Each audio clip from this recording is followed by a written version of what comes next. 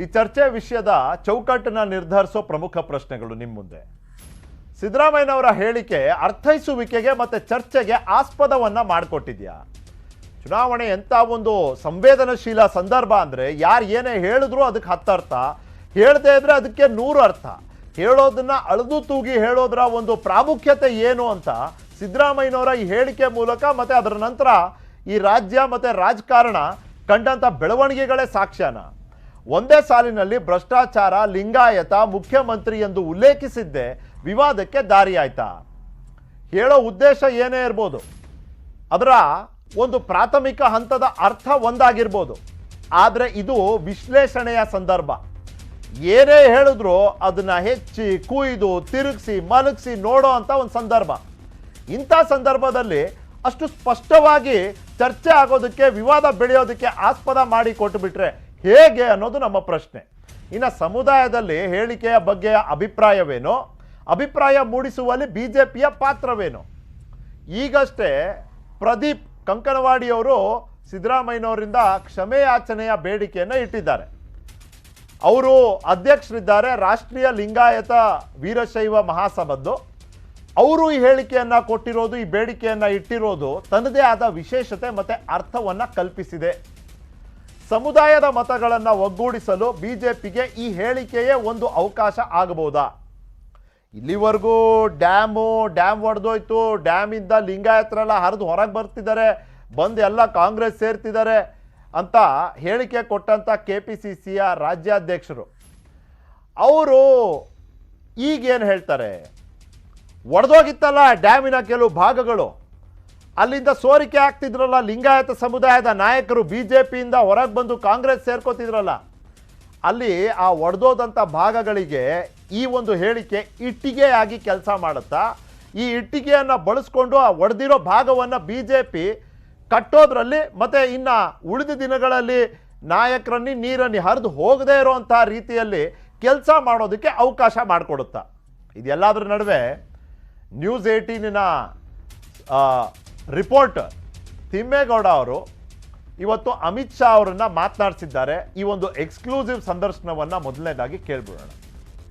ಸಾರ್ವತ್ರಿಕ ವಿಧಾನಸಭಾ ಚುನಾವಣೆಗೆ ಇನ್ನೇನು ಕೆಲವೇ ದಿನಗಳಷ್ಟೇ ಬಾಕಿ ಉಳಿದಿದೆ. ಅದರಂತೆ ಕೇಂದ್ರ ಬಿಜೆಪಿ ನಾಯಕರು ರಾಜ್ಯದಲ್ಲಿ ಭರ್ಜರಿ ರೋಡ್ ಶೋ ನಡೆಸ್ತಾ ಇದ್ದಾರೆ. ಇವತ್ತು ಕೂಡ ಹಾಸನ ಜಿಲ್ಲೆಯಲ್ಲಿ ಗೃಹ ಸಚಿವ ಅಮಿತ್ ಶಾ ಅವರು ರೋಡ್ ಶೋ ನಡೆಸ್ತಾ ಇದ್ದಾರೆ. ಬನ್ನಿ, ಇದೀಗ ನಮ್ಮ ಜೊತೆ ಮಾತಾಡೋದಕ್ಕೆ ಖುದ್ದು ಗೃಹ ಸಚಿವ ಅಮಿತ್ ಶಾ ಅವರು ಇದ್ದಾರೆ, ಮಾತಾಡ್ಸಿ. Sir, how is response to Karnataka people? देखिए, हसन में जहां हम हारे हुए हैं वो सीट पर 50,000 से ज्यादा लोग रोड शो में है. आगे पीछे पूरा विजुअल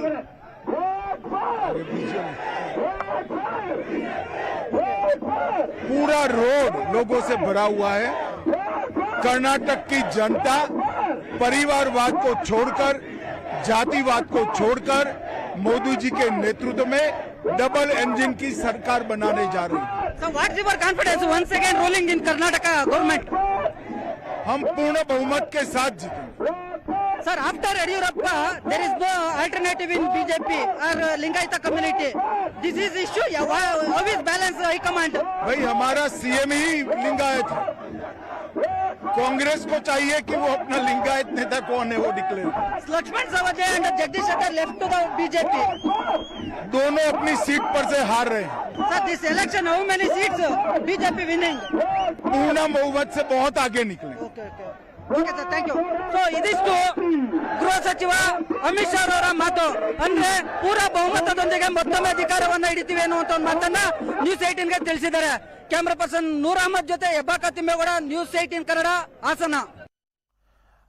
ಇಲ್ಲಿ ಅಮಿತ್ ಶಾ ಅವರು ನ್ಯೂಸ್ 18 ಜೊತೆ ಮಾತಾಡಿದ್ದಾರೆ. ಅಲ್ಲಿಂದ ಹೊರಟು ಈಗ ಹುಬ್ಬಳ್ಳಿಯನ್ನು ತಲುಪಿದ್ದಾರೆ. ಹುಬ್ಬಳ್ಳಿ ಒಂದು ರೀತಿಯಲ್ಲಿ ಗಮನವನ್ನು ಕೇಂದ್ರೀಕೃತ ಮಾಡಿರುವಂಥ ಒಂದು ಜಿಲ್ಲೆ ಆಗೋಯ್ತು.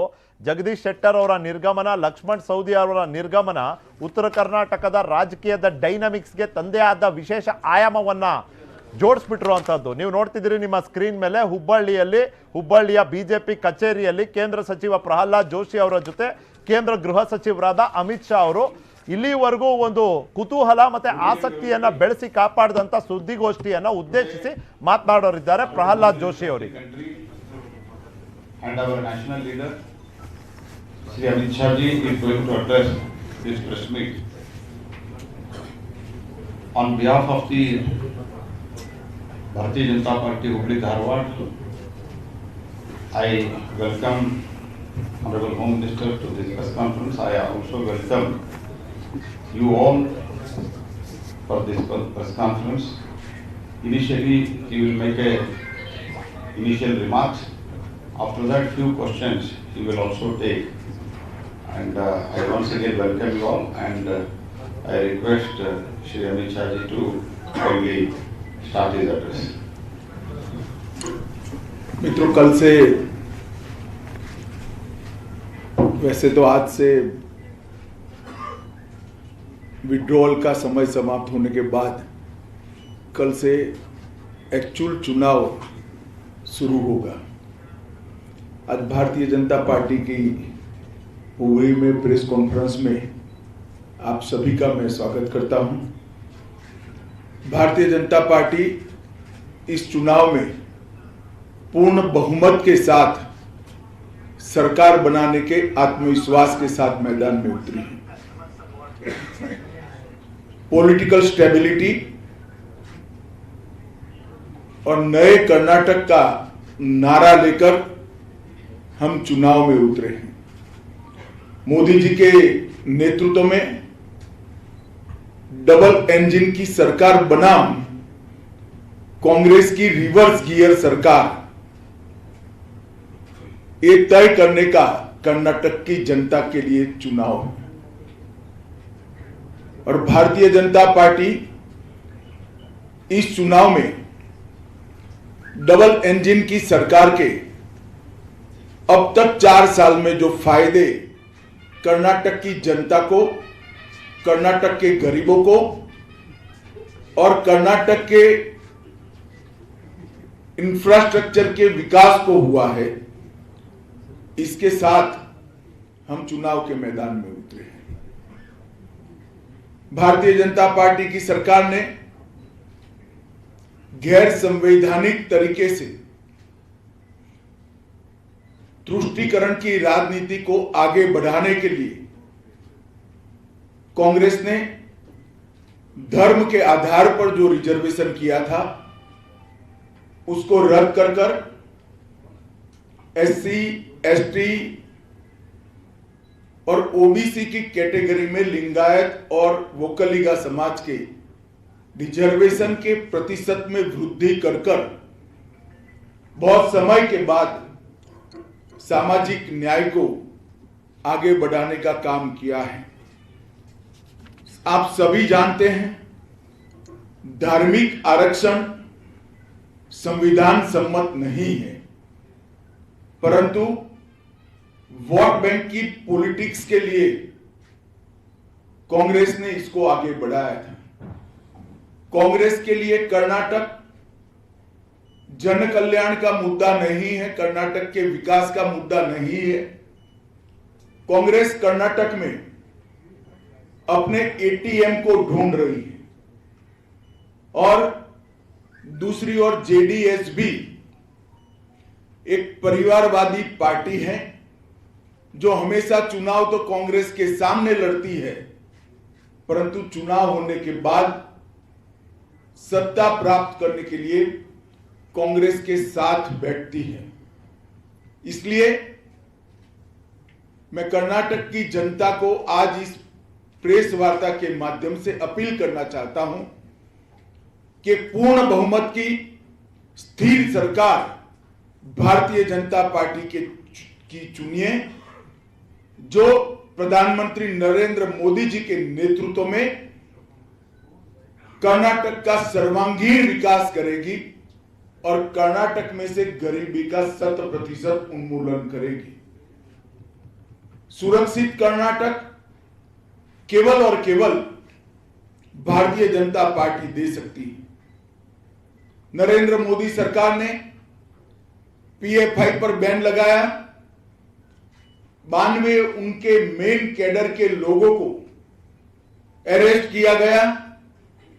एनआईए आज आतंकवाद से जुड़े हुए 24 मामलों की जांच कर रही है और एक मजबूत शिकंजा देश विरोधी ताकतों पर कसने का काम भारतीय जनता पार्टी की सरकार ने किया है। आप सभी को मालूम है, कांग्रेस की सरकार थी तब पीएफआई की कैडर्स को स्पेशल ट्रीटमेंट दिया जाता था और वोट बैंक की पॉलिटिक्स के कारण पीएफआई को काम करने की खुली छूट दी गई थी। हमने इस पर संपूर्ण लगाम कसने का काम किया है। आज मैं कित्तूर कर्नाटक में हूं। कांग्रेस पार्टी ने हमेशा कित्तूर कर्नाटक का अपमान किया है। एक समय में केंद्र में यूपीए की सरकार थी। गोवा और कर्नाटक में भी कांग्रेस की सरकार थी, मगर कभी भी महादायी विवाद को समाधान की कोशिश कांग्रेस ने नहीं की। 1980 में महादायी पानी का मांग करते हुए किसानों पर नवलगुंड में गोली भी कांग्रेस सरकार ने चलाई थी। यह हमारी सरकार है जिसने सभी को साथ रखते हुए, सभी को न्याय देते हुए हमने मुद्दे का समाधान कराने का प्रयास किया था। ऊपरी भद्रा परियोजना 5,300 करोड़ रुपए की केंद्र सरकार ने मंजूर की है। अपर कृष्णा 5,000 करोड़ से ज्यादा का अनुदान दिया है।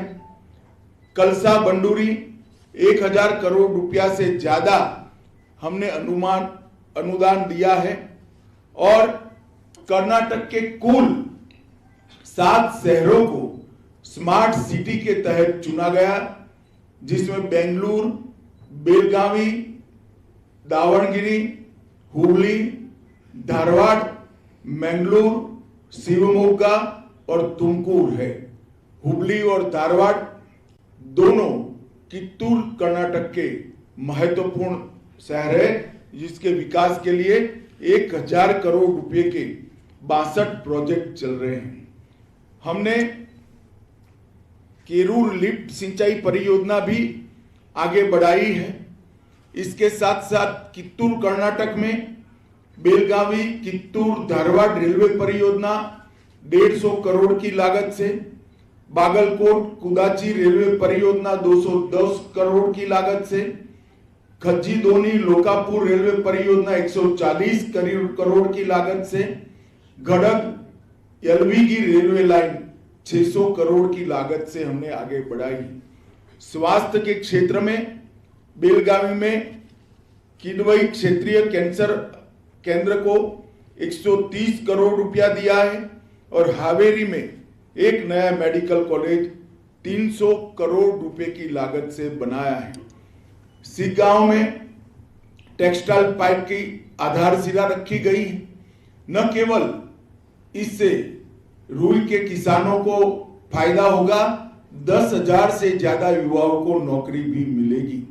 हावेरी में एक मेगा डेयरी 1 लाख लीटर के उत्पादन की क्षमता के साथ करा है और गन्ना किसानों के लिए कांग्रेस के समय में 2100 रुपया प्रति टन एफआरपी दी जाती थी, आज 3,150 रुपया एफआरपी दी जाती है।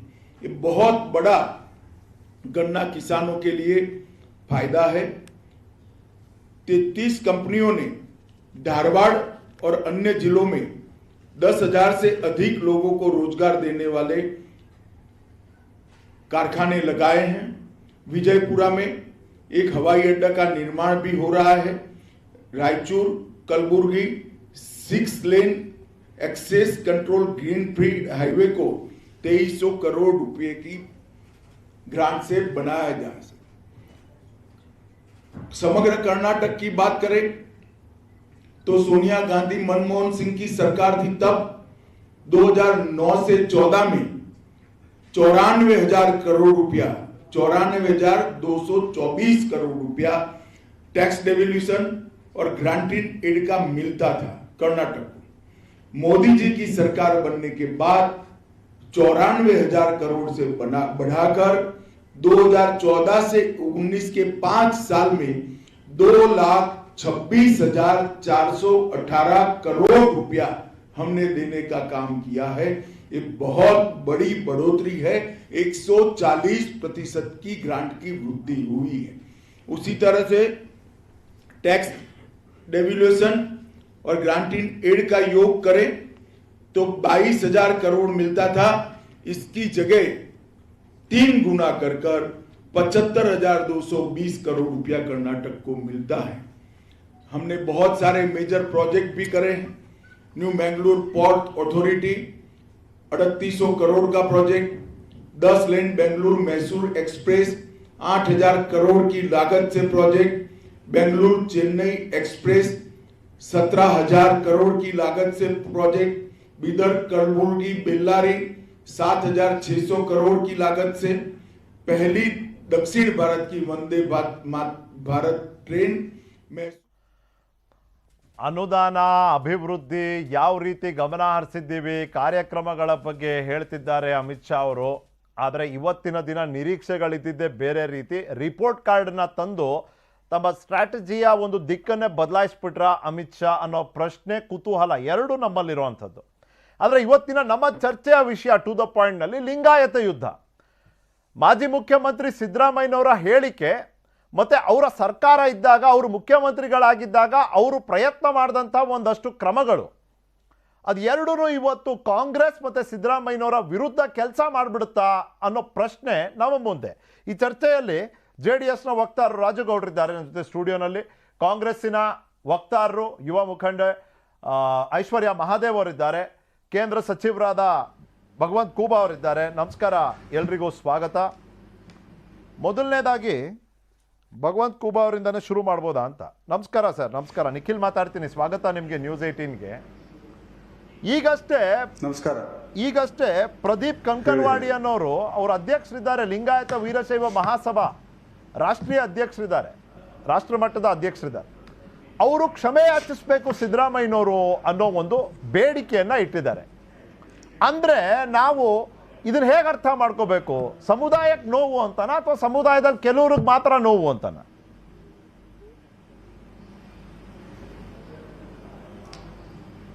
ಕೇವಲ ಪ್ರದೀಪ್ ಕಂಕನವಾಡಿ ಅವರು ಮಾತ್ರ ಕ್ಷಮೆ ಯಾಚಿಸಬೇಕನ್ನುವಂಥದ್ದನ್ನ ಒಬ್ಬರು ಹೇಳಿದ್ದಾರೆ ಅನ್ನುವಂಥದ್ದನ್ನ ತಿಳ್ಕೊಳ್ಳುವಂಥ ಅವಶ್ಯಕತೆ ಇಲ್ಲ. ಸಿದ್ದರಾಮಯ್ಯನವರ ಹೇಳಿಕೆ ಇಡೀ ವೀರಶೈವ ಲಿಂಗಾಯತ ಸಮುದಾಯ ಮನನೊಂದಿದೆ ಮತ್ತು ಅವರ ಹೇಳಿಕೆ ಭ್ರಷ್ಟಾಚಾರದ ಜೊತೆಯಲ್ಲಿ ಜೋಡಿಸಿರುವುದು ವೀರಶೈವ ಲಿಂಗಾಯತ ಸಮಾಜ ಗಂಭೀರವಾಗಿ ತೆಗೆದುಕೊಂಡಿದೆ. ಒಂದಿಷ್ಟು ಕಾರಣಗಳಿದ್ದಾವೆ. ಅವರು ಮುಖ್ಯಮಂತ್ರಿ ಇದ್ದಿದ್ದ ಸಮಯದಲ್ಲಿ ಲಿಂಗಾಯತ ಪ್ರತ್ಯೇಕ ಧರ್ಮವನ್ನ, ಅಂದರೆ ಲಿಂಗಾಯತರನ್ನ ಒಡೆಯ ಹುನ್ನಾರವನ್ನ, ಅದರದ್ದು ಪರಿಣಾಮವನ್ನು 2018ರ ವಿಧಾನಸಭಾ ಚುನಾವಣೆಯಲ್ಲಿ ಕಾಂಗ್ರೆಸ್ ಅನ್ನ ನೋಡಿದೆ. ನಂತರದ ದಿನಗಳಲ್ಲಿ ಸಿದ್ದರಾಮಯ್ಯನವರೇ ಆ ಒಂದು ವೀರಶೈವ ಲಿಂಗಾಯತ ಸಮಾಜ ಒಡೆಯ ಹುನ್ನಾರಕ್ಕೆ ಪಶ್ಚಾತ್ತಾಪ ಕೊಟ್ಟಿದ್ದಂಥ ಹೇಳಿಕೆಗಳನ್ನು ಕೂಡ ನೀವು ಮಾಧ್ಯಮ ವಾಹಿನಿಗಳಲ್ಲಿ ತಾವೇ ಬಿತ್ತರಿಸಿದ್ದೀರಿ. ಹೀಗಾಗಿ ಹಾಗೆ ಪೂರಕವನ್ನು ನೋಡಿಕೊಂಡಿದ್ದಾಗ ಇದು ವೀರಶೈವ ಲಿಂಗಾಯತರಿಗೆ ಅವಮಾನಿಸಬೇಕನ್ನುವಂಥ ಮಾನಸಿಕತೆ ಹೊಂದಿರುವಂಥ ಸಿದ್ದರಾಮಯ್ಯನವರು ಇದರಲ್ಲಿ ಯಾವುದೇ ಬಾಯಿ ತಪ್ಪಿ ಮಾತು ಹೋಗಿದೆ ಅನ್ನುವಂಥದ್ದನ್ನ ಸಾಧ್ಯ ಇಲ್ಲ. ಹೀಗಾಗಿ ಕೇವಲ ಮಾಧ್ಯಮದಲ್ಲಿ ಬಂದು ಕೆಲವರು ಮಾತ್ರ ಕ್ಷಮೆ ಯಾಚಿಸಬೇಕನ್ನುವಂಥದ್ದನ್ನ ಅಷ್ಟೇ ಅಲ್ಲ, ಇಡೀ ವೀರಶೈವ ಲಿಂಗಾಯತ ಸಮುದಾಯ ಇದರಿಂದ ದುಃಖಿಯಾಗಿದೆ. ಮತ್ತು ಪ್ರತಿಯೊಬ್ಬ ವೀರಶೈವ ಲಿಂಗಾಯತ ಸಮಾಜದ ಜನ ಕೂಡ ಇದನ್ನ ಕ್ಷಮೆ ಯಾಚಿಸಬೇಕನ್ನುವಂಥದ್ದನ್ನ ಕೂಡ ಅವರ ಮನಸ್ಸಿನಲ್ಲಿ ಇದೆ. ರೈಟ್. ಐಶ್ವರ್ಯ, ನಾನು ಬಂದು ಮಾತನಾಡ್ತೀನಿ ನಿಮ್ಮ ಹತ್ರ. ರಾಜಗೌಡ್ರೆ, ಈಗ ಹೆಂಗೆ ಇದು ಚುನಾವಣೆ ಸಂದರ್ಭ, ಸಂವೇದನಾಶೀಲತೆ ಅನ್ನೋದು ಪ್ರತಿ ಆಯಾಮದಲ್ಲೂ ಇರುತ್ತೆ, ರಾಜಕಾರಣದಲ್ಲಿ ಅತಿ ಹೆಚ್ಚು. ನೀವು ಏನ್ ಹೇಳ್ತೀರಿ ಅದಕ್ಕೆ 10 ಅರ್ಥ, ಹೇಳದೇ ಇದ್ರೆ 100 ಅರ್ಥ. ಹೇಳೋದನ್ನ ಅಳದು ತೂಗಿ ಹೇಳಬೇಕು. ಈಗ ಸಿದ್ದರಾಮಯ್ಯನವ್ರು ಏನು ಹೇಳಿದ್ದಾರೆ, ನಿಮ್ಮ ಅಭಿಪ್ರಾಯ ಕೇಳ್ತಿದ್ದೀನಿ. ನೀವು ಪಕ್ಷಾತೀತವಾಗಿ ಈ ಒಂದು ಸಂದರ್ಭದಲ್ಲಿ ಮಾತನಾಡ್ಬೋದಾ? ಸಿದ್ದರಾಮಯ್ಯನವ್ರು ಕೊಟ್ಟಂಥ ಹೇಳಿಕೆ ಚರ್ಚೆಗೆ, ವಿವಾದಕ್ಕೆ, ಒಂದಷ್ಟು ಅರ್ಥೈಸುವಿಕೆಗೆ, ಇಂಟರ್ಪ್ರಿಟೇಷನ್, ಇದಕ್ಕೆ ಆಸ್ಪದ ಮಾಡಿಕೊಟ್ಟಿದೆಯಾ? ಒಂದು ಜನಾಂಗದ ವಿಚಾರ ಮತ್ತು ಒಂದು ಜಾತಿ ವಿಚಾರ, ನಾಡಿನ ಅಸ್ಮಿತೆ ವಿಚಾರ, ದೇಶದ ವಿಚಾರಕ್ಕೆ ಬಂದಾಗ ನಾವು ಯಾವ ಪಕ್ಷಕ್ಕೂ ಸಂಬಂಧಪಟ್ಟವರಲ್ಲ. ಇದು ಪ್ರತಿಯೊಬ್ಬರ ಆಂತರಿಕ ವಿಚಾರಗಳು. ಇಂಥ ವಿಚಾರಗಳನ್ನ ನಾವು ರಾಜಕೀಯವಾಗಿ ಬಳಸ್ಕೊಳ್ಳೋದು ಎಲ್ಲೋ ಒಂದು ಕಡೆ ತಪ್ಪು ಅಂತ ನನ್ನ ಅನಿಸಿಕೆ, ವೈಯಕ್ತಿಕ ಅಭಿಪ್ರಾಯ. ಆಮೇಲೆ ಸಿದ್ದರಾಮಯ್ಯನವರು ಮೊನ್ನೆ ಮಾತಾಡಿದ್ದು ಅಕಸ್ಮಾತ್ ಬಹುಶಃ ಯಾವುದೇ ಒಬ್ಬ ಮುಖ್ಯಮಂತ್ರಿ ಆಗಿದ್ದಂಥವ್ರು ಬಹುಶಃ ನೇರವಾಗಿ ಒಂದು ಜನಾಂಗನ, ಯಾಕೆಂದರೆ ಇವತ್ತು ಲಿಂಗಾಯತ ಸಮುದಾಯ ತುಂಬ ದೊಡ್ಡ ಮಟ್ಟದಲ್ಲಿದೆ. ಎಲ್ಲ ಸಮುದಾಯಗಳಿಗೂ ಅಷ್ಟೇ ಅವ್ರವ್ರದ್ದೇ ಆ ಸಮುದಾಯದ ತಂದೆ ಆದಂಥ ಒಂದು ನೈತಿಕ ಚೌಕಟ್ಟಿದೆ ಮತ್ತು ಅವ್ರದ್ದೇ ಆದಂಥ ಒಂದು ಗೌರವ ಇದೆ. ಅಕಸ್ಮಾತ್ ಮಾತಾಡಿದರೆ ಒಂದು ಕ್ಷಮೆ ಕೇಳೋದ್ರಲ್ಲಿ ಏನು ತಪ್ಪೇನಿಲ್ಲ. ಯಾಕೆಂದರೆ ಎಷ್ಟೋ ವಿಚಾರಗಳಲ್ಲೂ ಗೊತ್ತಿದ್ದನೋ ನಡೆದೋಗಿರ್ತವೆ, ಕ್ಷಮೆ ಕೇಳೋದು ತಪ್ಪಿಲ್ಲ. ಆದರೆ ಸಿದ್ದರಾಮಯ್ಯನವ್ರು ಏನು ಹೇಳ್ತಾ ಇದ್ದಾರೆ, ನಾನು ಆ ಜನಾಂಗನ ನಿಂದಿಸಲಿಲ್ಲ, ಮಾತಿನ ಫ್ಲೋನಲ್ಲಿ ಬಂದಿದೆ ಅಂತ ಹೇಳ್ತಾ ಇದ್ದಾರೆ. ಆದರೂ ಕೂಡ ಒಂದು ಹೆಜ್ಜೆ ಮುಂದೋಗಿ, ಯಾಕೆಂದರೆ ಆ ಜನಾಂಗದ ಮನಸ್ಸಿಗೆ ನೋವಾಗೋದು ತಪ್ಪಾಗ್ತದೆ. ಯಾರದೇ ಜನಾಂಗ ಆಗಲಿ, ಈಗ ನನ್ನ ಜನಾಂಗನ ನಿನ್ಸಿದ್ರೆ ನಾನು ಸುಮ್ಮನೆ ಇರಲ್ಲ. ಸಂದರ್ಭ ಹೇಳ್ತೀನಿ. ರಾಹುಲ್ ಗಾಂಧಿ ವಿಚಾರದಲ್ಲೂ ಕೂಡ ಇದೇ ಜಾಗದಲ್ಲಿ ಕೂತು ನಾವು ಪ್ಯಾನೆಲ್ ಡಿಸ್ಕಷನ್ ಕೂಡ ಮಾಡಿದ್ದೀವಿ. ಆಮೇಲೆ ರಾಹುಲ್ ಗಾಂಧಿಯವರು ನಾನು ಯಾವುದೇ ಕಾರಣಕ್ಕೂ ಕ್ಷಮೆ ಕೇಳಲ್ಲ ಅನ್ನೋಂಥ ಸಂದರ್ಭದಲ್ಲಿ ಅದು ಕೇಸು ಫೈಲ್ ಆಗಿತ್ತು. ಆ ಕೋರ್ಟು ಒಂದು ತೀರ್ಪು ಕೂಡ ಬಂದಿತ್ತು, ಅದು ಮೇಲ್ಮನವಿಗೆ ಹೋಗಿದ್ದಾರೆ, ಅಲ್ಲೂ ಒಂದು ಚರ್ಚೆ ನಡೆದಿದೆ. ಆದರೆ ಇಲ್ಲಿ ನಾವು ಈ ನಾಡಿನ ಜನತೆ, ನಾನು ಕೇಳ್ಕೊಳ್ಳೋದು, ಸಿದ್ದರಾಮಯ್ಯನವರು ಹಿರಿಯರಿದ್ದಾರೆ, ಯಾವುದೇ ಪಕ್ಷದವರು ಆಗಿರಲಿ, ಹಿರಿಯರಿದ್ದಾರೆ. ಒಂದು ಜನಾಂಗಕ್ಕೆ ಎಲ್ಲೋ ಒಂದು ಕಡೆ ನೋವಾಗಿದೆ ಅನ್ನೋ ಒಂದು ಫೀಲ್ ಇದ್ದರೆ ಒಂದು ಕ್ಷಮೆ ಕೇಳೋದ್ರಲ್ಲಿ ಅರ್ಥ ಇದೆ ಅನ್ನೋದು ನನ್ನ ಅಭಿಪ್ರಾಯ ಮತ್ತು ಅನಿಸಿಕೆ. ರೈಟು. ಅಲ್ಲ, ಈಗ ಭ್ರಷ್ಟಾಚಾರ, ಲಿಂಗಾಯತ, ಮುಖ್ಯಮಂತ್ರಿ, ಈ ಮೂರು ಪದಗಳನ್ನ ಒಂದೇ ಸಾಲಲ್ಲಿ ಬಳಸಿದ್ದಾರೆ. ಸಂದರ್ಭ ಏನು?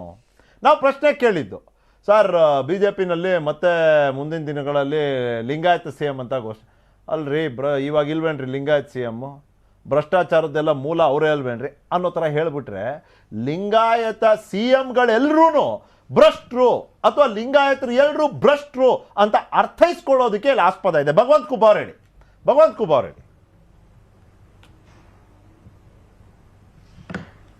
ನೋಡಿ, ಸಿದ್ದರಾಮಯ್ಯನವರ ಇದು ಮೊದಲನೇ ಹೇಳಿಕೆ ಅಲ್ಲ.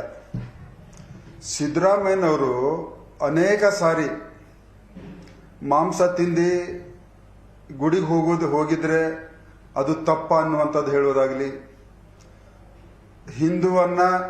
ಹಿಂದೂಗಳನ್ನ ನೋಯಿಸಿ ಮಾತಾಡುವಂಥದ್ದು ಹೇಳಿಕೆಗಳನ್ನು ಕೊಡುವುದಾಗಲಿ, ಕೊಟ್ಟಿದ ಮೇಲೆ ನಾನು ಕೂಡ ಹಿಂದೂ, ಆದರೆ RSSನ ಹಿಂದೂ ಅಲ್ಲ ಅಂದ್ರೆ RSSಗೆ ಟೀಕಾ ಮಾಡುವಂತ ಮಾತಾಗಲಿ, ಅಂದ್ರೆ ಸಿದ್ದರಾಮಯ್ಯನವರ ರಾಜಕೀಯ ಕೇವಲ ಭಾವನೆಗಳನ್ನ ಕೆರಳಿಸಿ,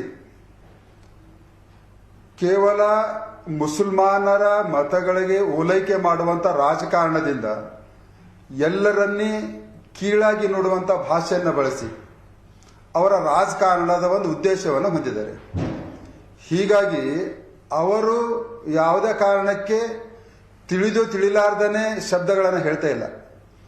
ಅವ್ರದೇ ಆದಂಥದ್ದು ಒಂದು ಪೊಲಿಟಿಕಲ್ ಎಜೆಂಡಾ ತಗೊಂಡು ಹೋಗ್ತಾ ಇದ್ದಾರೆ ಸಿದ್ದರಾಮಯ್ಯನವರು.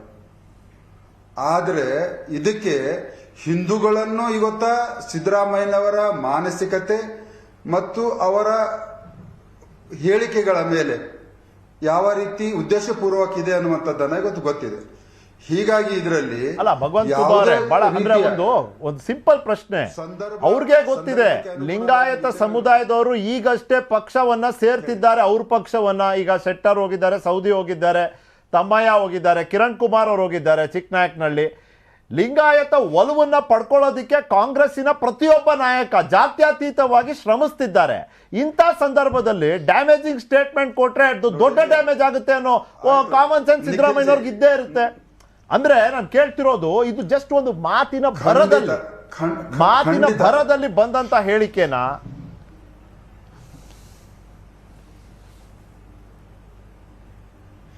ಅಲ್ಲ, ಮಾತಿನಲ್ಲಿ ಬಂದಂತ ಭರದಲ್ಲಿ ಬಂದಂತ ಮಾತಲ್ಲ ಅದು.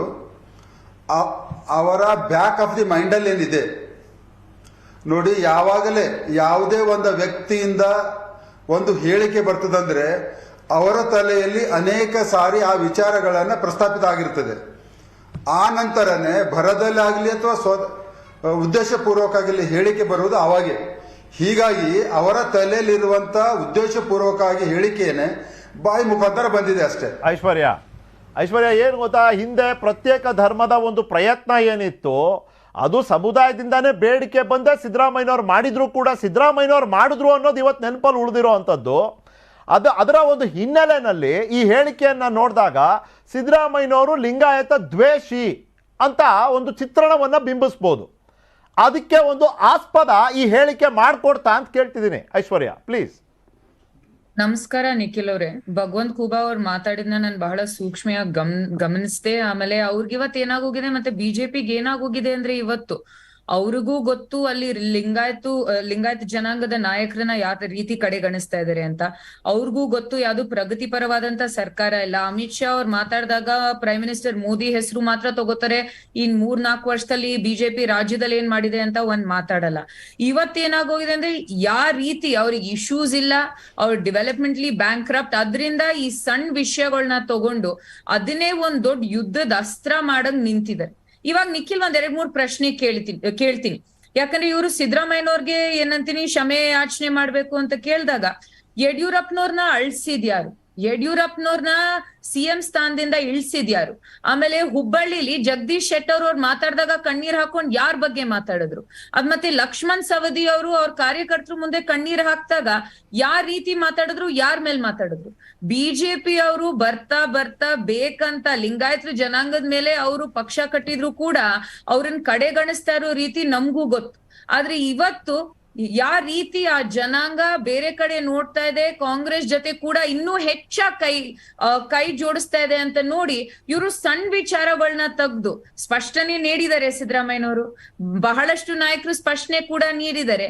ಬಿಜೆಪಿಗೆ ಬೇರೆ ಏನು ಅಸ್ತ್ರ ಇಲ್ಲ, ಬಹಳಷ್ಟು ಪ್ರಯತ್ನ ಪಡ್ತಾ ಇದಾರೆ, ಎಷ್ಟೊಂದು ಟಾರ್ಗೆಟ್ ಹಾಕಕ್ ನೋಡ್ತಾ ಇದಾರೆ, ಯಾದ್ ಸಿಕ್ಕಾಕೊಳತ್ತಂತ ಕಾಯ್ತಾ ಇದಾರೆ. ಅದ್ರಿಂದ ಇದು ಒಂದ್ ಪ್ರಯತ್ನ ಆಗಿದೆ. ಈಗ ಇಲ್ಲಿವರೆಗೂ ಆಯ್ತು, ನೀವ್ ಹೇಳಿದ್ದನ್ನೇ ಒಪ್ಪಿ ನಡೆಯೋದಾದ್ರೆ ಮುಂದಿನ 1 ನಿಮಿಷ ನೀವ್ ಹೇಳಿದ್ದೆ ಸರಿ ಇದೆ ಅಂತ ಹೇಳೋಣ. ಬಿಜೆಪಿ ಅಂತ ಡಿಫೆನ್ಸಿವ್ ಅಂತ ನೀವ್ ಹೇಳೋದಾದ್ರೆ ಆ ರಕ್ಷಣಾತ್ಮಕ ನಡೆಯಲ್ಲಿದ್ದಂತ ಬಿಜೆಪಿಗೆ ಆಕ್ರಮಣಕಾರಿ ಸ್ಥಾನಮಾನ ಕೊಟ್ಟೋರು ಯಾರೀಗ? ಇದಕ್ಕೆ ಹಿನ್ನೆಲೆ ಹೇಳ್ತೀನಿ ನೋಡಿ. ಈಗ ಪ್ರದೀಪ್ ಅನ್ನೋರು ರಾಷ್ಟ್ರೀಯ ಮಟ್ಟದಲ್ಲಿ ಇಲ್ಲಿ ವೀರಶೈವ ಲಿಂಗಾಯತ ಮಹಾಸಭಾದ ಹಿರಿಯ ಪ್ರತಿನಿಧಿ ಇದ್ದಾರೆ, ಅಧ್ಯಕ್ಷತೆಯನ್ನು ವಹಿಸ್ತಿದ್ದಾರೆ. ಅವರೇ ಹೇಳ್ತಾರೆ ಕ್ಷಮೆ ಯಾಚಿಸಬೇಕು ಸಿದ್ದರಾಮಯ್ಯನವರು. ಸಮುದಾಯದ ಅಭಿಪ್ರಾಯ ಏನು ಅಂತೀರಿ ನೀವು? ನಿಖಿಲ್ ಅವ್ರೆ, ನೀವು ಎಷ್ಟು ಸಂಘಗಳು, ಎಷ್ಟು ಏನಂತೀನಿ ಸಂಘಟನೆಗಳು ಇದಾವೆ ಜನಾಂಗದಲ್ಲಿ ಅಂತ ತಾವು ನೋಡ್ಬೋದು.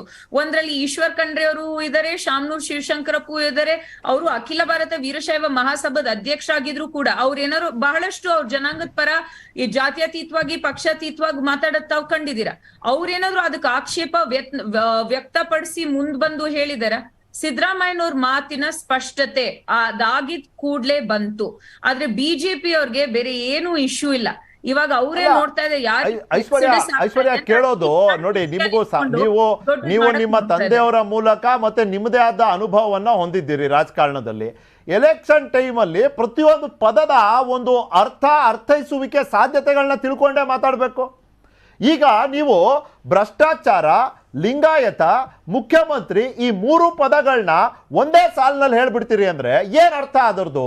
ನಾನು ಜಾಸ್ತಿ ಕೇಳಲಿಕ್ಕೆ ಹೋಗೋದಿಲ್ಲ. ಪ್ರಶ್ನೆ ಇದ್ದಿದ್ದು ಸರ್ CM, ಮುಂದಿನ CM ಲಿಂಗಾಯತ್ CM ಅಂತ ಡಿಕ್ಲೇರ್ ಮಾಡಿದ್ದಾರೆ ಬಿಜೆಪಿಯವರು, ಏನ್ ಹೇಳ್ತೀರಿ? ಅದಕ್ಕೆ ಸಿದ್ದರಾಮಯ್ಯನವ್ರ ಹೇಳಿಕೆ ಏನಾಗಿತ್ತು? ಅಲ್ರಿ ಇವಾಗ ಇರೋರು ಲಿಂಗಾಯತ್ CM ಅಲ್ವೇನ್ರಿ, ಭ್ರಷ್ಟಾಚಾರದ ಮೂಲ ಅವರೇ ಅಲ್ವೇನ್ರಿ ಅಂತ ಹೇಳ್ಬಿಟ್ರು. ಏನಂಗಂದ್ರೆ ನಿಖಿಲ್ ಅವ್ರೆ, ಅವ್ರಿಗೇನ್ ಗೊತ್ತಿಲ್ವಾ? ಅವರು ಮುಖ್ಯಮಂತ್ರಿ ಗೊತ್ತಿಲ್ವಾ? ಅದು ಅವರು ಅರ್ಥಪೂರ್ವಕವಾಗಿ ಯಾರಿಗೂನು ಅಫೆಂಡ್ ಮಾಡ್ಬೇಕು ಅಥವಾ ಯಾವ್ದೇ ಜಾತಿ ಜನಾಂಗಕ್ಕೂ ಬೇಜಾರ್ ಮಾಡಿಸ್ಬೇಕು ಅಂತ ಆ ಉದ್ದೇಶದಿಂದ ಅಂತೂ ಮಾತಾಡಿಲ್ಲ. ಆ ಸ್ಪೆಸಿಫಿಕ್ ಆಗಿ ಜಾತಿ ಜನಾಂಗದ ಮುಖ್ಯಮಂತ್ರಿ ಮಾತು ಬಂದಾಗ ಅವ್ರು ಹೇಳಿದಾರೆ ನಾನು ಬರೀ ಬೊಮ್ಮಾಯಿ ಅವ್ರ ಬಗ್ಗೆ ಮಾತಾಡ್ತಾ ಇದ್ದೀನಿ ಅಂತ. ಆಮೇಲೆ ಬರೀ ಸಿದ್ದರಾಮಯ್ಯನವರಲ್ಲ, ನೆಹರು ಓಲೇಕರ್ ಅವ್ರು ಏನಂದ್ರು, ಈ ಗಂಗಾ ಕಲ್ಯಾಣ ಯೋಜನೆಯಲ್ಲಿ ಅವ್ರ ಇಡೀ ಶಿಗ್ಗಾಂವ್ ಜಿಲ್ಲೆಯಲ್ಲಿ 15,000 ಕೋಟಿ ಭ್ರಷ್ಟಾಚಾರ ಆಗಿದೆ ಅಂತ ಮಾತಾಡಿದಾಗ ಸಿದ್ದರಾಮಯ್ಯನವರು ಅದೇ ಉದಾಹರಣೆ ತೆಗೆದುಕೊಟ್ರು. ಭ್ರಷ್ಟಾಚಾರಕ್ಕೆ ಜಾತಿ ಇಲ್ಲ ಅಂತ ಫಸ್ಟ್ ಹೇಳಿ ಅಲ್ಲ. ಭ್ರಷ್ಟಾಚಾರಕ್ಕೆ ಜಾತಿ ಬಣ್ಣ ಯಾಕೆ ಬಳಿಬೇಕು? ಬೊಮ್ಮಾಯಿ ಆರೋಪ ಇದ್ರೆ ಬೊಮ್ಮಾಯಿ ಅವರು ಅಂತ ಮಾತನಾಡಿ. ಅಲ್ಲ ಈಗಿರೋದು ಲಿಂಗಾಯತ ಸಿಎಂ ಅಂದ್ರೆ ಭ್ರಷ್ಟಾಚಾರ ಅಂದ್ರೆ ಯಾವ ಅರ್ಥ ಹುಟ್ಟಿತು ಇಲ್ಲಿ?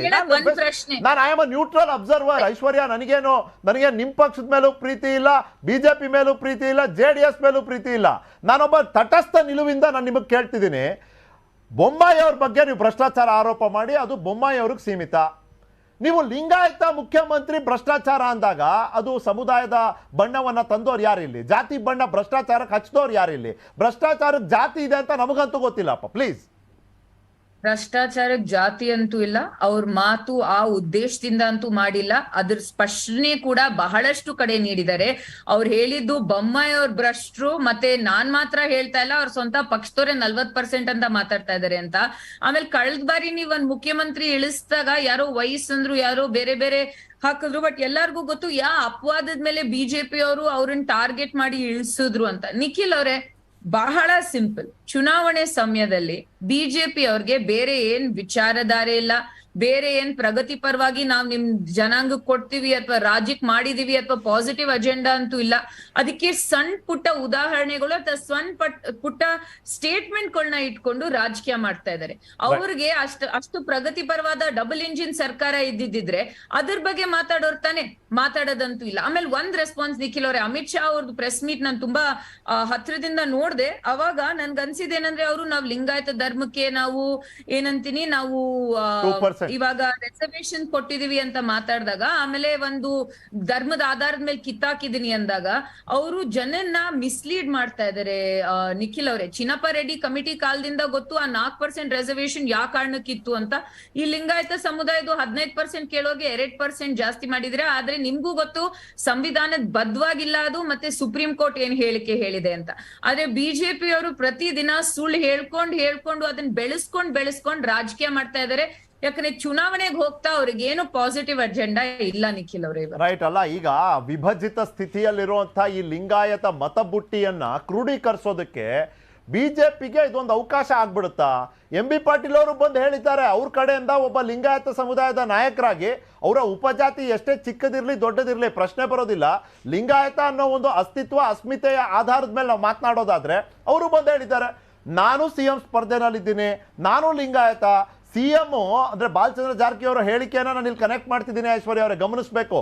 ಬಾಲಚಂದ್ರ ಜಾರಕಿಹೊಳಿ ಅವರು ಹೇಳಿದ್ರು, CM ಲಿಂಗಾಯತ ಸಮುದಾಯದಿಂದ ಆಗೋದಾದ್ರೆ ಅದಕ್ಕೆ ಸಾಧ್ಯತೆ ಇರೋದು ಕೇವಲ ಬಿಜೆಪಿಯಲ್ಲಿ, ಕಾಂಗ್ರೆಸ್ ಅಲ್ಲಿ ಯಾವತ್ತೂ ಆಗೋದಿಲ್ಲ ಅಂತ.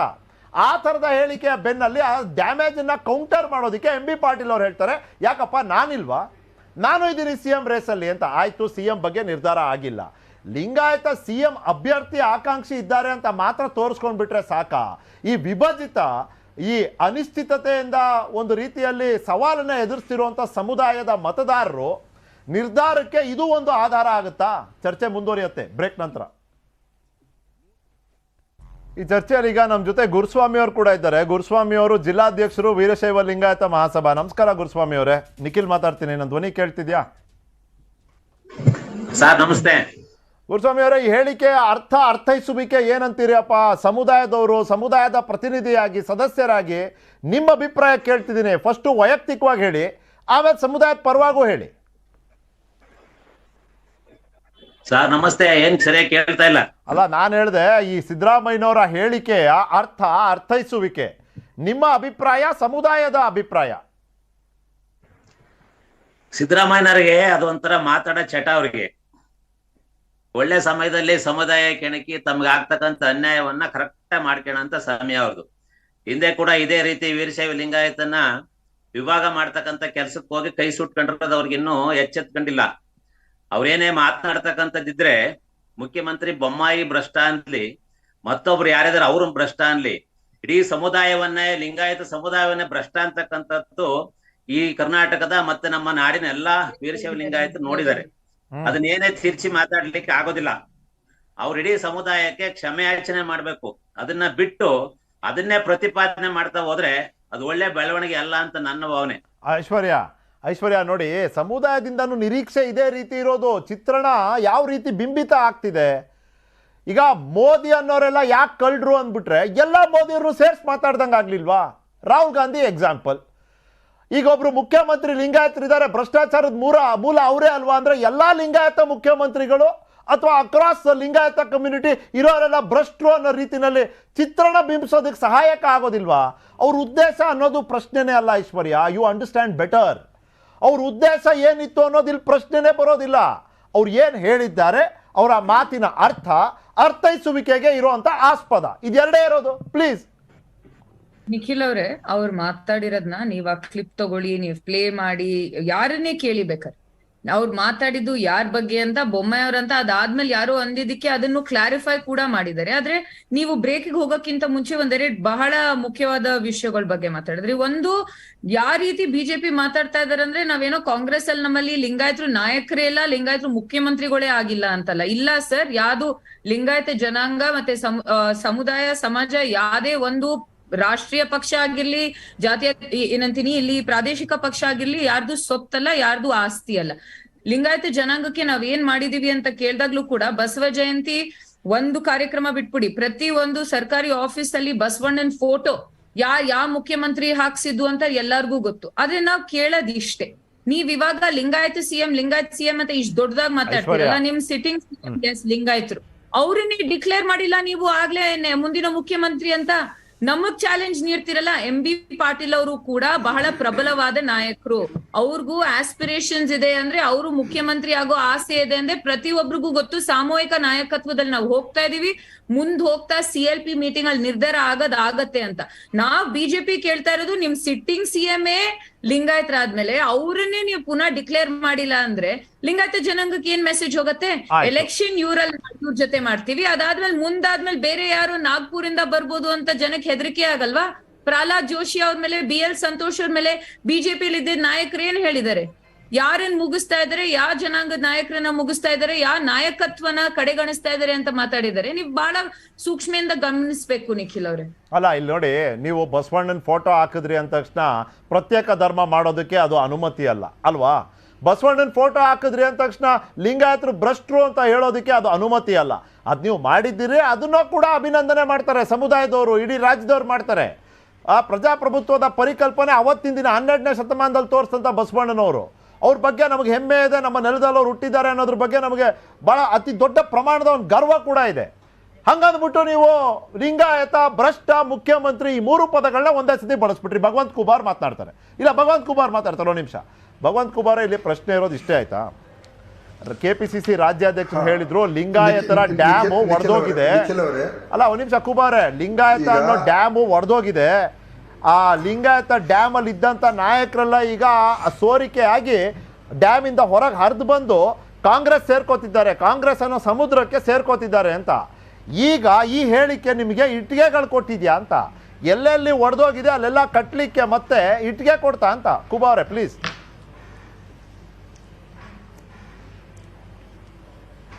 ನಿಖಿಲ್ ಅವರೇ, ಭಾರತೀಯ ಜನತಾ ಪಕ್ಷದ ಕರ್ನಾಟಕದ 4 ವರ್ಷದಲ್ಲಿ ಬಿಜೆಪಿ ಸರ್ಕಾರ ಮಾಡಿದಂಥ ಅಭಿವೃದ್ಧಿ ಕಾರ್ಯಗಳು ಮತ್ತು ನರೇಂದ್ರ ಮೋದಿಯವರ ಸರ್ಕಾರ ಮಾಡಿದಂಥ 9 ವರ್ಷದ ಅಭಿವೃದ್ಧಿ, ಮೂಲಭೂತ ಸೌಕರ್ಯ ಮತ್ತು ಸಾಮಾಜಿಕ ಸುರಕ್ಷತೆ ಯೋಜನೆಗಳು ಕೊಟ್ಟಿರೋದನ್ನ ನಾವು ತಿಂಗಳಗಟ್ಟಲೆ ಬೇಕಾದರೆ ಚರ್ಚೆ ಮಾಡ್ಬೋದು.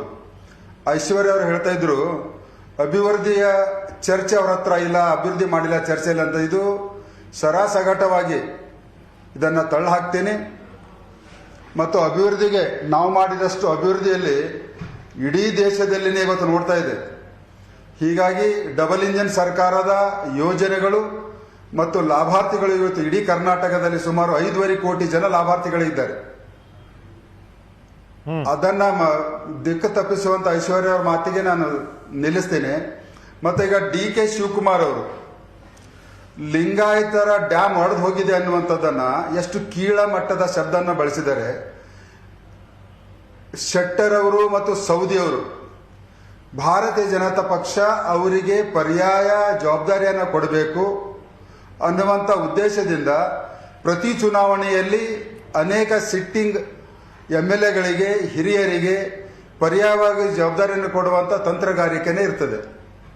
ಆ ತಂತ್ರಗಾರಿಕೆಯ ಒಂದು ಭಾಗ ಇವರಿಬ್ಬರನ್ನ ಟಿಕೆಟ್ ಕೊಡಲಿಲ್ಲ ಅಂದ ತಕ್ಷಣ DK ಶಿವಕುಮಾರ್ ಅವರು ಡ್ಯಾಮ್ ಒಡೆದೋಗಿದೆ ಅಂದ್ರೆ ಇದರ ಅರ್ಥ ಏನು? ಭಾರತೀಯ ಜನತಾ ಪಕ್ಷದಲ್ಲಿ ಲಿಂಗಾಯತರ ಡ್ಯಾಮ್ ಎಷ್ಟು ಸ್ಟ್ರಾಂಗ್ ಇದೆ ಅಂದ್ರೆ ಕೇವಲ ಯಾವುದೋ ಒಂದೆರಡು ಸ್ಲೂಸ್ ಗೇಟ್ ಇರ್ತದಲ್ಲ ಪಕ್ಕದಲ್ಲಿ, ಜಾಸ್ತಿ ಮಳೆ ಬಂದು ನೀರು ತುಂಬಿಕೊಂಡು ಪಕ್ಕದಿಂದ ಸೈಡ್ ಹೋಗ್ತದೆ, ಅಂಥದ್ದು ಹೋಗಿದ್ದಕ್ಕೆ ಡ್ಯಾಮ್ ಹೊಡೆದಿದೆ ಅಂತಂದ್ರೆ ಲಿಂಗಾಯತ ಸಮಾಜ ಒಪ್ಪೋದಿಲ್ಲ. ಮತ್ತ ಲಿಂಗಾಯತ್ ಅವರಿಬ್ರು ಅವ್ರ ಪಕ್ಷ ಸೇರ್ಕೊಂಡ ತಕ್ಷಣ ಭಾರತೀಯ ಜನತಾ ಪಕ್ಷ ಲಿಂಗಾಯತರನ್ನ ಕಡೆಗಣಿಸ್ತಾ ಇದೆ.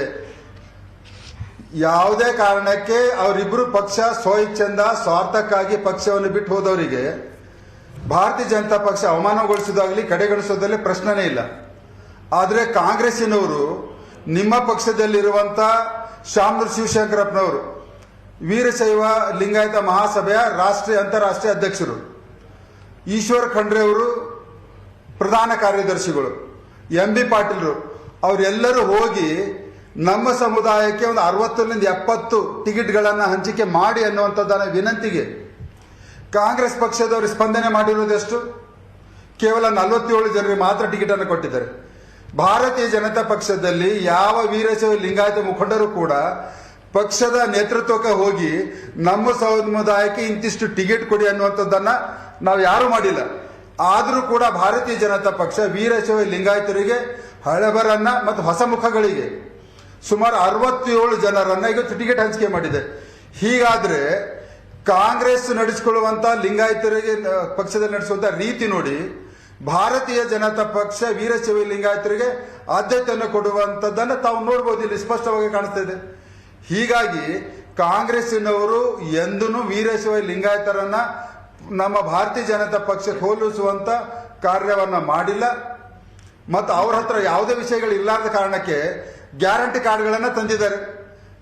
ಎಷ್ಟು ಚುನಾವಣೆಗಳಲ್ಲಿ ಬೇರೆ ಬೇರೆ ರಾಜ್ಯಗಳಲ್ಲಿ, ಕರ್ನಾಟಕದಲ್ಲಿಯೂ ಕೂಡ ಯಾವುದೇ ಪ್ರಣಾಳಿಕೆ ಹೇಳಿ ಕೊಟ್ಟಿದ್ದಂತ ಭರವಸೆಗಳನ್ನ ಈಡೇರಿಸುವಂತ ಇತಿಹಾಸ ಇಲ್ಲ. ಇವತ್ತು ಗ್ಯಾರಂಟಿ ಕಾರ್ಡ್ಗಳನ್ನ, ಸುಳ್ಳು ಕಾರ್ಡ್ಗಳನ್ನ ತಂದು ಜನರಿಗೆ ಮೋಸ ಮಾಡ್ಲಿಕ್ಕೆ ಹೊಂಟಿದ್ದಾರೆ. ಅಲ್ಲ ಕುಬಾರ, ಇಲ್ಲಿವರೆಗೂ ಏನಾಯ್ತು? ಇಲ್ಲಿವರೆಗೂ ಒಬ್ಬರಾದ್ಮೇಲೆ ಒಬ್ರು ನಾಯಕರ ನಿರ್ಗಮನ, ಕಾಂಗ್ರೆಸ್ಸಿಗೆ ಸೇರ್ಪಡೆ, ಪಟ್ಟಿ ಬಿಡುಗಡೆ ನಂತರ ಬಂಡಾಯದ ಬಿಸಿ, ಇದೆಲ್ಲ ಬಿಜೆಪಿಯನ್ನ ರಕ್ಷಣಾತ್ಮಕ ನಡೆ ಕಡೆ ತಳ್ಳಿಬಿಟ್ಟಿತ್ತು.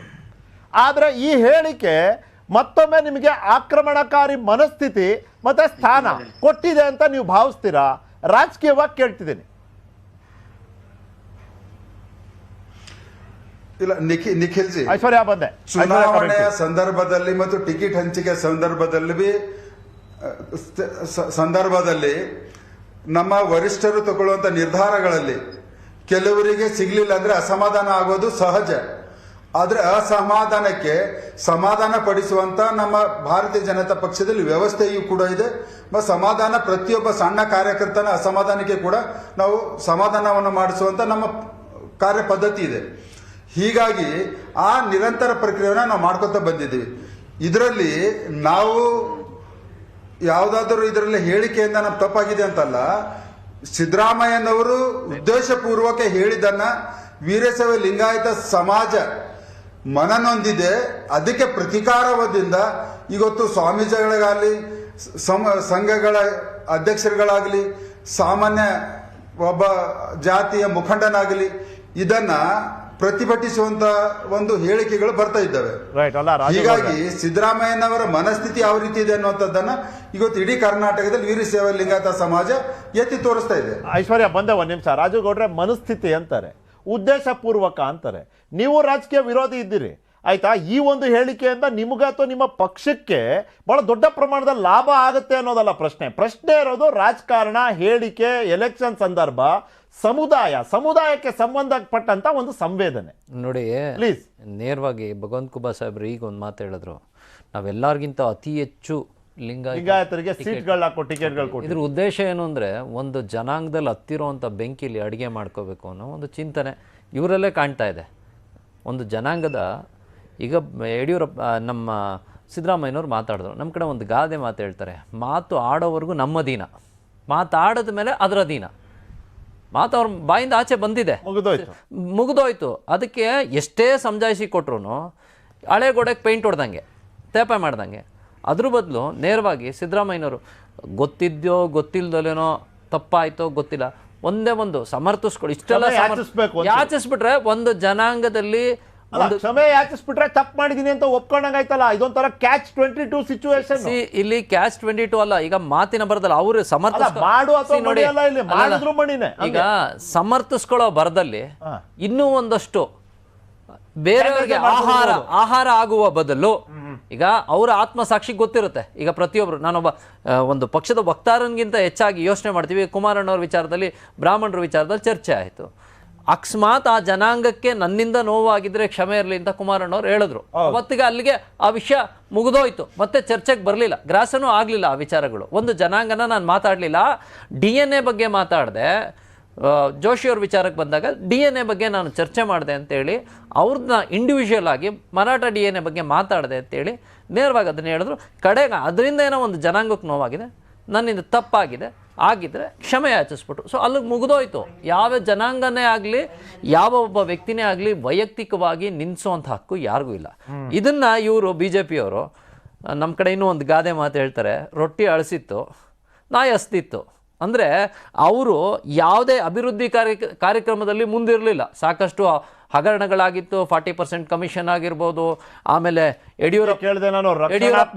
ಅದನ್ನೇ ಈಗ ಅವ್ರು ಮಾಡ್ತಾ ಇರೋದು ಅದೇ. ಈ ಯಡಿಯೂರಪ್ಪನವ್ರನ್ನ ಅಲ್ಲಿಂದ ಕೆಳಗಿಳಿಸಿದ್ದಾಗಿರ್ಬೋದು, ಆಮೇಲೆ ಯಡಿಯೂರಪ್ಪನವ್ರು ಕೊಟ್ಟಂಥ ಸ್ಟೇಟ್ಮೆಂಟ್ಗಳಾಗಿರ್ಬೋದು, ಆಮೇಲೆ ಅವ್ರದೇ ಪಕ್ಷದ ಮುಖ್ಯಮಂತ್ರಿ ಆಗಿದ್ದ ಮಾಜಿ ಮುಖ್ಯಮಂತ್ರಿಗಳನ್ನ ಗೌರವಯುತವಾಗಿ ನಡೆಸ್ಕೊಳ್ದಲೆ ಜಗದೀಶ್ ಶೆಟ್ಟರ್ ವಿಚಾರಕ್ಕೆ ಬರೋಣ. ಇವ್ರು ಹೇಳ್ತಾರಲ್ಲ, ಸಣ್ಣ ಕಾರ್ಯಕರ್ತರನ್ನು ನಾವು ಸಮಾಧಾನ ಮಾಡೋವಂಥ ವಿಚಾರಕ್ಕೆ ಬರ್ತೀವಿ ಅಂತ. ಒಬ್ಬ ಮುಖ್ಯಮಂತ್ರಿ ಆಗಿದ್ದವರು 30-35 ವರ್ಷದ ಪಕ್ಷಕ್ಕೆ ದುಡಿದಂಥ ವ್ಯಕ್ತಿನ ಇವರು ಯಾವ ರೀತಿ ನಡೆಸ್ಕೊಂಡ್ರು. ಒಂದೇ ಒಂದು ಸಣ್ಣ ಕುರುಹು ಕೊಡದಲ್ಲೇ ಏಕಾಏಕಿ ಅವರು ಟಿಕೆಟ್ ತಪ್ಪಿಸಿದ್ರು. ಆದರೆ ಅವರು ಟಿಕೆಟ್ ತಪ್ಪಿತು ಅಂತ ಬೇಜಾರಾಗಲಿಲ್ಲ ಅವರು, ಆದರೆ ಅವ್ರಿಗೆ ಗೌರವ ಕೊಡಲಿಲ್ವಲ್ಲ, ಒಂದು ಕನಿಷ್ಠ ಒಬ್ಬ ವ್ಯಕ್ತಿಗೆ ಕನಿಷ್ಠ ಗೌರವ ಸಲ್ಲಿಸ್ಲಿಲ್ವಲ್ಲ ಅಂತ ಅವರು ಬೇಜಾರಾದರು. ಆಮೇಲೆ ಕಾಂಗ್ರೆಸ್ಗೆ ಹೋದ್ರು ಅಂತ ಹೇಳಿ ಇವರೇ ಪಕ್ಷದವರು ಒಂದಷ್ಟು ಜನ ಟೀಕೆ ಮಾಡಿದ್ರು. ಅದು ಇನ್ನೊಂದು ಪಕ್ಷಕ್ಕೆ ಹೋಗೋದು, ಮತ್ತೊಂದು ಪಕ್ಷಕ್ಕೆ ಹೋಗೋದು ಅವ್ರ ವೈಯಕ್ತಿಕ. ಈಗ ಉದಾಹರಣೆಗೆ ಇದೇ BJP-ನಲ್ಲಿ ಇವತ್ತು ಸಾಕಷ್ಟು ಜನ ಆಪರೇಷನ್ ಕಮಲ ಆಗಿ ಬಂದಿರೋವಂಥವ್ರು ಇದ್ದಾರೆ. ಉದಾಹರಣೆಗೆ ನಮ್ಮ ಮುನ್ರತ್ನವ್ರನ್ನ ತಗೊಂಡ, ಇದೇ ಮುನ್ರತ್ನವರು ಮೋದಿಯವ್ರನ್ನ ಯಾವ ಮಟ್ಟಕ್ಕೆ ಬೈದಿದ್ರು ಅಂದ್ರೆ ಅಪ್ಪ ಅಮ್ಮಂಗೆ ಇಟ್ಟಾಕಕ್ಕೆ ಯೋಗ್ಯತೆ ಇಲ್ಲ ಅಂತ ಬೈದಿದ್ರು ಅಂಥವ್ರನ್ನ. ಆಮೇಲೆ ಇವರು ಈ ಹಿಂದೆ 750 ಕೋಟಿ ಹಗರಣ ಮಾಡಿ ಫೈಲ್ಗಳನ್ನೆಲ್ಲ ಸುಟ್ಟಾಕಿದ್ರು ಅಂದಾಗ ಏನೇನೆಲ್ಲ ಮಾತಾಡಿದ್ರು, ಅವ್ರನ್ನೇ ಇವರು ಪಕ್ಷಕ್ಕೆ ಕರ್ಕೊಂಡು ಒಂದು ಮಿನಿಸ್ಟ್ರನ್ನು ಮಾಡಿದ್ರು. ಇದರ ಅರ್ಥ ಏನು? ಇವರಲ್ಲಿ ಯಾವ ಜನಾಂಗದ ಭಾವನೆಗಳು ಇಲ್ಲ. ಇವ್ರ ಉದ್ದೇಶ ಇಷ್ಟೇ, ಅಧಿಕಾರದ ಹಪಾಹಪಿತನ ಬಿಟ್ರೆ BJP-ನಲ್ಲಿ ಏನು ಇಲ್ಲ. ಈ ಸಂದರ್ಭನ ಅವರು ವೈಯಕ್ತಿಕವಾಗಿ ತಮ್ಮ ಶ್ರೇಯೋಭಿಲಾಷೆಗೆ ಬಳಸ್ಕೊಳ್ಳುವಂತ ಚಿಂತನೆಯಲ್ಲಿದ್ದಾರೆ. ಬಳಸ್ಕೊಳ್ಳೋ ಅವಕಾಶ ಕೊಟ್ಟಿರೋದು ಯಾರು? ಅದನ್ನೇ ಕೊಟ್ಟಿದ್ದಾರೆ, ಅದನ್ನ ಬಳಸ್ಕೊಳ್ಳೋದನ್ನ ಅದನ್ನೇ ಹೇಳ್ತಾ ಇದೀವಿ. ಸೊ ಅದನ್ನು ಬಿಟ್ಬಿಟ್ಟು ಸಿದ್ದರಾಮಯ್ಯನವರು ಅಷ್ಟೇ, ಈಗ ಅವರೇ ಅವಕಾಶ ಮಾಡಿಕೊಟ್ಟಿದ್ದಾರೆ. ಕೈ ಕಟ್ಟಿ ಅಂದ್ರೆ ಕಟ್ಟಲ್ಲ ಅಂತಾರ. ಬಂದೆ ಗುರುಸ್ವಾಮಿ ಅವ್ರಿಗೆ ಕೇಳ್ತೀನಿ. ಗುರುಸ್ವಾಮಿ ಅವರ ಕ್ಷಮೆ ಯಾಚಿಸ್ಬಿಟ್ರೆ ಮುಗೀತಾ? ಕ್ಷಮೆ ಯಾಚಿಸಿದ್ರೆ ತಪ್ಪು ಒಪ್ದಂಗ ಆಗ್ಲಿಲ್ವಾ? ತಪ್ಪು ಮಾಡಿದ್ದು ಅಂದ್ರೆ ಉದ್ದೇಶ ಪೂರ್ವಕ ಅಂತ ಆಗ್ಲಿಲ್ವಾ, ಅಥವಾ ಅದು ಬೈ ಮಿಸ್ಟೇಕ್?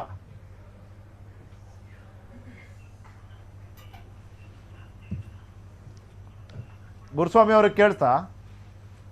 ನಮಸ್ಕಾರ ನಿಖಿಲ್ ಅವ್ರು, ಹೇಳಿ. ನಮಸ್ಕಾರ. ಅಲ್ಲ ಗುರುಸ್ವಾಮಿ ಅವರೇ, ನಾನು ಕೇಳಿದೆ, ಕ್ಷಮೆ ಯಾಚಿಸ್ಬಿಟ್ರೆ ತಪ್ಪು ಒಪ್ಕೊಂಡಂಗ ಆಯ್ತಲ್ಲ, ಅಂದ್ರೆ ತಪ್ಪಾಗಿದೆ ಅಂತ ಒಪ್ಕೊಂಡಂಗ ಆಯ್ತಲ್ಲ, ಅದು ಉದ್ದೇಶ ಪೂರ್ವಕನೋ ಅಲ್ವೋ ಅನ್ನೋದು ಎರಡನೇ ಪ್ರಶ್ನೆ. ಇದೇನಾಗಿದೆ ನಿಖಿಲ್ ಅವರೇ,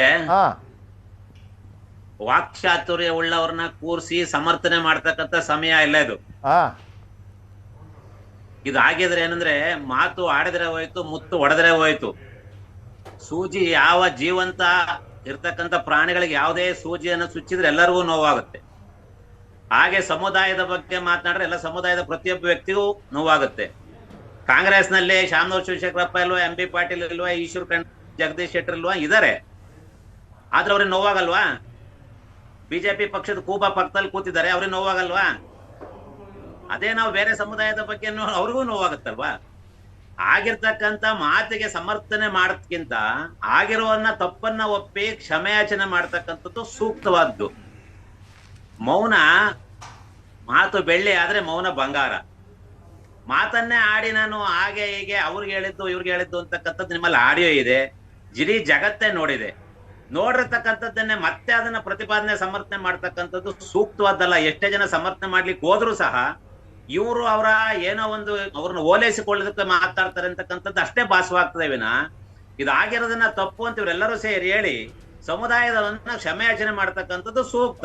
ಗುರುಸ್ವಾಮಿ ಅವರೇ ಕ್ವಿಕ್ ಆಗಿ ಒಂದು ಮಾತು ಕೇಳ್ತೀನಿ. ಇದು ಸಮುದಾಯದ ಮತದಾರರ ಮನಸ್ಸಿನ ಮೇಲೆ ಪ್ರಭಾವ ಬೀರಬಹುದಾ? ಯಾಕಂದ್ರೆ ಇತ್ತೀಚಿನ ಬೆಳವಣಿಗೆಗಳು ಒಂದು ಗೊಂದಲವನ್ನ ಮೂಡಿಸ್ಬಿಟ್ಟಿದೆ ಅಂತ ಸಮುದಾಯದ ನಾಯಕರು ಬಿಟ್ಟು ಹೋಗ್ತಿದ್ದಾರೆ. ಬಿಜೆಪಿ ಬಗ್ಗೆ ಪ್ರಶ್ನೆಗಳು ಬಂತು, ಮುಂದಿನ ಮುಖ್ಯಮಂತ್ರಿ ಯಾರಾಗ್ತಾರೆ ಅನ್ನೋದು ಗೊಂದಲದ ವಿಷಯವಾಗಿದೆ. ಇಂಥ ಸಂದರ್ಭದಲ್ಲಿ ಈ ಥರದ ಹೇಳಿಕೆ ಯಾವ ರೀತಿ ಪ್ರಭಾವ ಬೀರುತ್ತೆ? ನಿಮ್ಮ ಅನುಭವ ಕೇಳ್ತೀನಿ.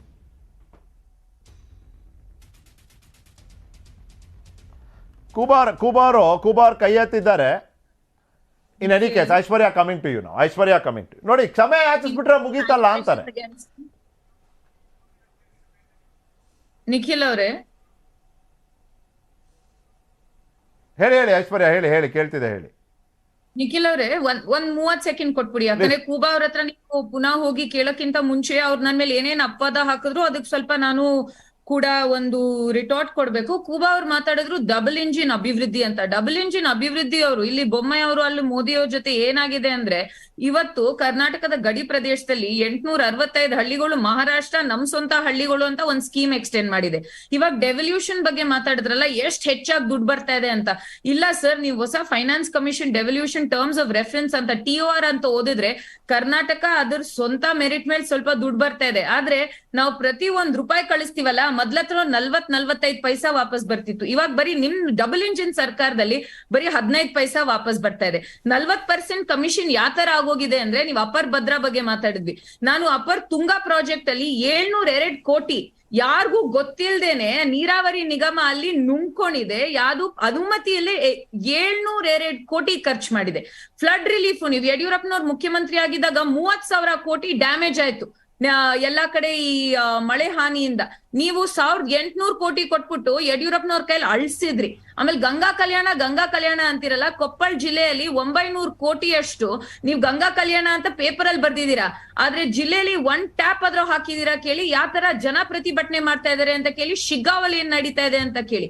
ಕೊನೆಗೆ ಭರವಸೆಗಳು, ಪ್ರಣಾಳಿಕೆ ಅದೆಲ್ಲ ಮಾತಾಡಿದ್ರಲ್ಲ, ಗ್ಯಾರಂಟಿ. ಸರ್, ನೀವ್ 1 ಗ್ಯಾರಂಟಿ ಕೊಟ್ಟಿದ್ದೀರಾ. 40% ಕಮಿಷನ್ ಸರ್ಕಾರ ಅಂತ ಒಂದ್ ಗ್ಯಾರಂಟಿ ಮಾತ್ರ ಕೊಟ್ಟಿದ್ದೀರಾ. ನೀವು ಜನಕ್ಕೆ ಪ್ರಗತಿಪರವಾದಂತ ಏನು ಆಶ್ವಾಸನೆ ನೀಡಿಲ್ಲ. ಪ್ರಣಾಳಿಕೆ ಮಾತಾಡ್ತೀರಾ. ನಿಮ್ ಕೊನೆಯ ಎಲೆಕ್ಷನ್ ಪ್ರಣಾಳಿಕೆ 2018 ಪ್ರಣಾಳಿಕೆ ಅದೇ ಭರವಸೆ ಅಂದ್ರಲ್ಲ, ಎಷ್ಟೋ ಪ್ರಣಾಳಿಕೆ ಬನ್ನಿ ಐಶ್ವರ್ಯ ಹೇಳಿದಿರಾ. 98% you have not completed. He talked about this. ಇವ್ರು ಇದ್ರ ಬಗ್ಗೆ ಮಾತಾಡಿದ್ರು. ಇವರು ಕೇಂದ್ರ ಸಚಿವರಾಗಿರೋದ್ರಿಂದ ನೀವ್ ಹೇಳಿದಿರಾ ಐಶ್ವರ್ಯ ಮಾಡಬಾರ್ದು. ನನ್ ಫ್ಯಾಕ್ಟ್ ಹೇಳ್ತಾ ಇದೀನಿ ನಿಖಿಲ್. ನೀವ್ ಹೇಳಿದಿರಾ ಪಾಯಿಂಟ್ ಬನ್ನಿ. ಈಗ ಕ್ಷಮೆ ಕೇಳ್ಬಿಟ್ರೆ ಮುಗೀತಲ್ಲ ಅಂತ ಆ ಪಾಯಿಂಟ್ ಬನ್ನಿ. ಕ್ಷಮೆ ಕೇಳೋದ್ ಬಗ್ಗೆ ಅಲ್ಲ. ಗುರುಸ್ವಾಮಿ ಅವ್ರು ಬಹಳಷ್ಟು ಮಾತಾಡಿದ್ರು, ಅರ್ಥ ಆಗತ್ತೆ, ದೊಡ್ಡವರು ಮತ್ತೆ ಸಮುದಾಯದ ನಾಯಕರಂತ.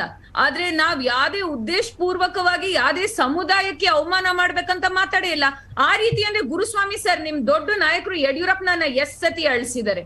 ಅಥವಾ ಜಗದೀಶ್ ಶೆಟ್ಟರ್ ಅವ್ರನ್ನ ಯಾವ ರೀತಿ ಕಳ್ ಹಾಕಿದ್ರು? ಅಥವಾ ಸವದಿ ಎಷ್ಟು ವರ್ಷ ಪಕ್ಷ ಕಟ್ಟಿದ್ರು? ಅವ್ರ ವಿರುದ್ಧ ಯಾರಿಗೆ ಕೊಟ್ರು? ಚುನಾವಣೆ ಟೈಮ್ ಉದ್ದೇಶದ ಬಗ್ಗೆ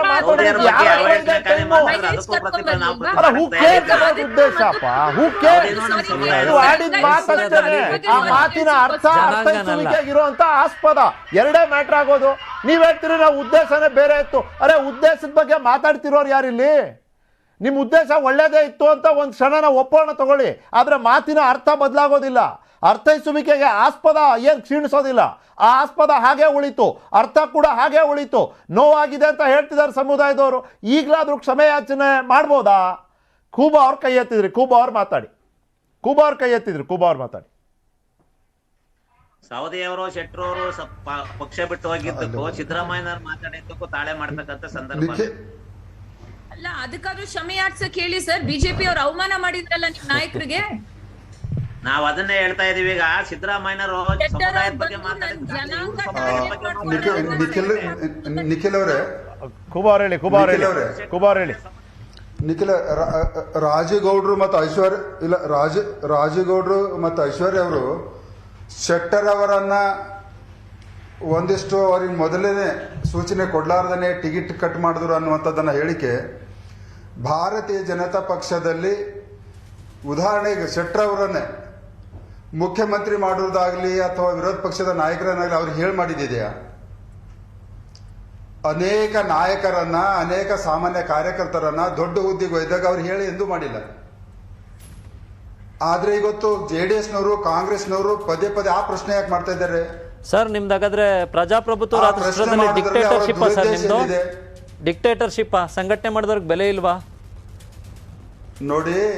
ಸರ್ ಪ್ರಜಾಪ್ರಭುತ್ವ ರಾಷ್ಟ್ರನ ಆಂತರಿಕ ಪ್ರಜಾಪ್ರಭುತ್ವ ಇಲ್ವಾ ನಿಮ್ಮ ಪಕ್ಷದಲ್ಲಿ?